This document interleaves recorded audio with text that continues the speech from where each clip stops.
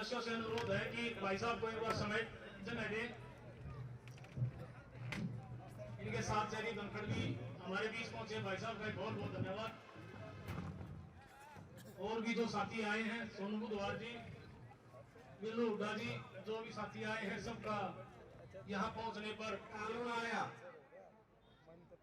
वो कानून, उस कानून। देखिए, पहली बात तो जो नतीजा है महाराष्ट्र के अंदर, वो अचंभित करने वाले नतीजे आए हैं।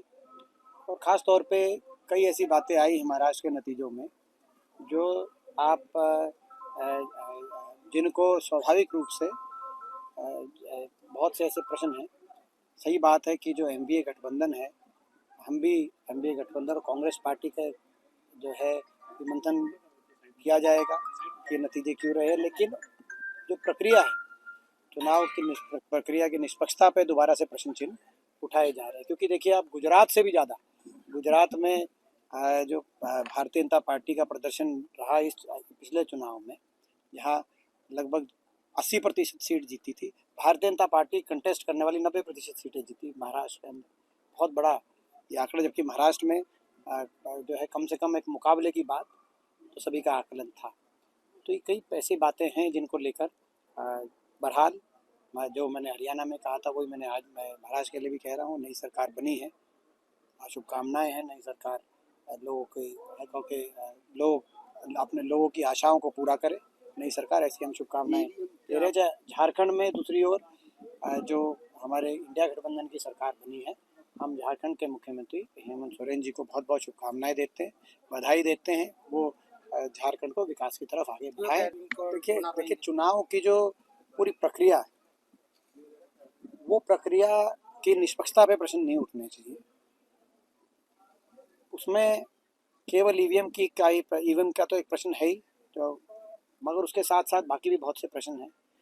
जिस तरीके से धनबल का प्रयोग है, जिस तरीके से बीजेपी का एक इतने साधन बीजेपी ने जिस तरह से जुटाए हैं देश में, और ये साधन निश्चित तौर से जो है कहीं ना कहीं व्यापक तौर पे भ्रष्टाचार से साधन जुटाए हुए हैं, उन साधनों को झोंका जाता है और किसी भी चुनाव के अंदर, और चुनाव के नतीजों को प्रभावित करने के लिए, चाहे वो कहते हैं मीडिया बल का प्रयोग हो, चाहे इलेक्शन कमीशन के रोल पे भी चुनाव की तारीखों को अदला बदली किया जाता है भाजपा की सुविधा अनुसार।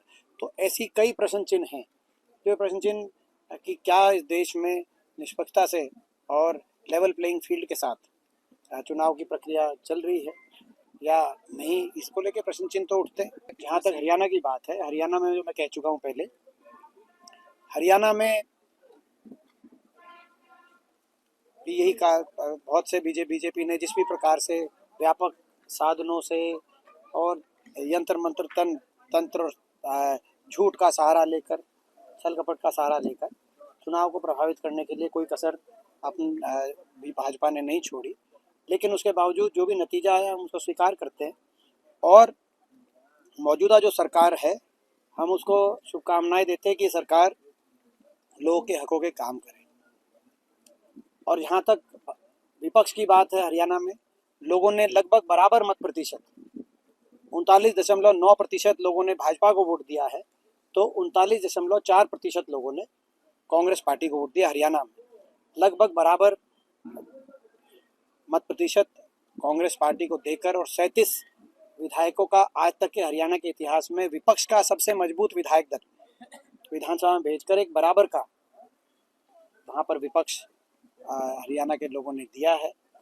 लोगों ने एक जिम्मेदारी हमें भी दी है, और उसको हम अपनी जिम्मेदारी को भी स्वीकार, नतीजों को भी स्वीकार करते हैं हरियाणा के, और उसके अपनी जिम्मेदारी को भी स्वीकार करते हुए हर वर्ग की हम सकारात्मकता से लड़ाई लड़ेंगे, हर वर्ग की आवाज़ उठाएंगे।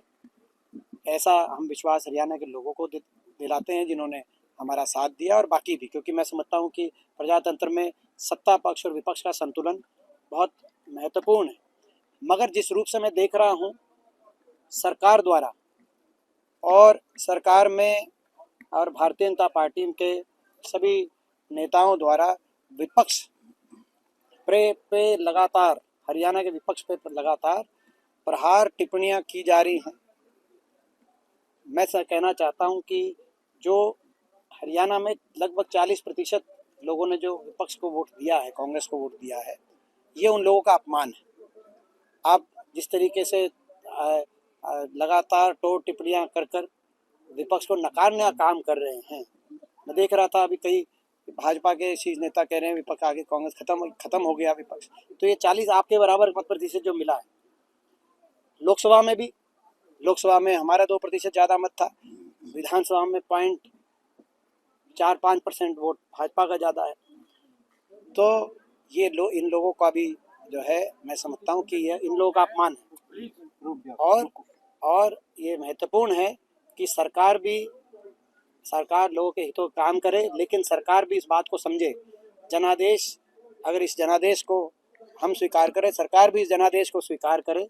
लोगों ने हरियाणा की राजनीति में संतुलन बनाया है, एक मजबूत विपक्ष दिया है, और इसीलिए इस तरह की बातों से सरकार बचे, अपना काम करे, और विपक्ष भी हम अपना काम करें। देखिए, ये महाराष्ट्र के चुनाव में हमारा सारा शीर्ष नेतृत्व वहाँ पर महाराष्ट्र के चुनाव में था, और ये पहले ही कन्वे कर दिया गया था आप लोगों को। तो अब कल चुनाव हुआ है, तो अब आने वाले दिनों में इस पर निर्णय लिया।